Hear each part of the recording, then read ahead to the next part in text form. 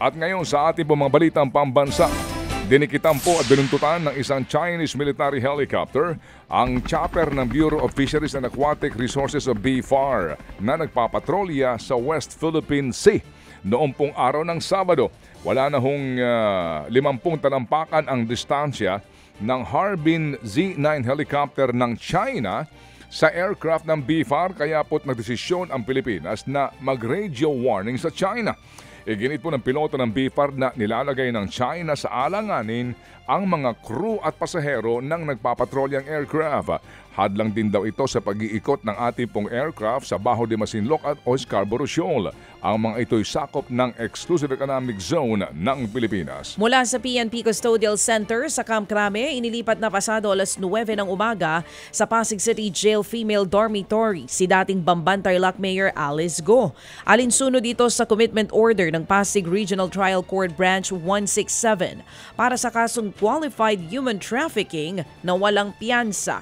May nakita raw na impeksyon sa baga ni Go nang magpa-medical exam sa PNP General Hospital.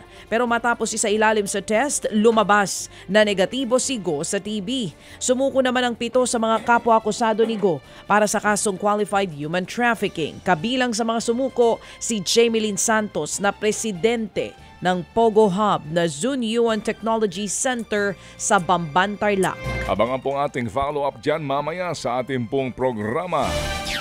Naghain po naman sa Supreme Court ng writ of amparo ang anak ni Attorney Harry Roque na si Bianca Jacinta.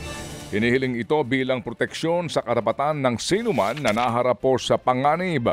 Nakasaad sa petisyon na mag-issue ang Supreme Court ng Temporary Protection Order para pigilan ang Quad Committee ng Kamara sa pagpapatupad ng arrest order laban kay Attorney Roque.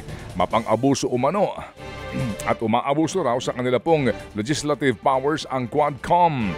Kaya hiniling din po ng kampo ni Roque na pagbawalan ang naturang komite na humingi ng mga karagdagan dokumento at pwersahin siyang dumalo sa mga pagdinig. Matatandaan pong na-cite in contempt si Roque dahil sa hindi niya pagsipot sa mga pagdinig ng Quadcom kaugnay po ng Pogo. Hindi rin siya nakipagsumite ng mga dokumentong hinihingi sa kanya, kabilang po ang kanyang SAL-N at maging income tax returns at business transactions ng kanyang mga sinasabing kumpanya. Pinabulaan na naman ni Senator Jinggoy Estrada ang haka-hakang siya ang papalit na bagong Senate President. 4 na buwan pa lamang nakaupo bilang Senate President si Senator Cheese Escudero, pero may umuugong umanong planong kudeta para mapatalsik bilang leader ng Senado. Mabilis naman niyang itinanggi ni Jinggoy na papalitan niya nga si Escudero. Hindi niya raw alam kung saan galing ang mga haka-haka na planong patalsikin si Escudero. Karamihan din daw sa mga senador ay suportado si Cheese. Sa isang pahayag naman, tinawanan lang ni Senator Cheese Escudero ang umano'y kudeta laban sa kanya. Naglilingkod lamang daw siya at ibang opisyal ng Senado hanggat gusto pa ito ng mayorya. Abangan.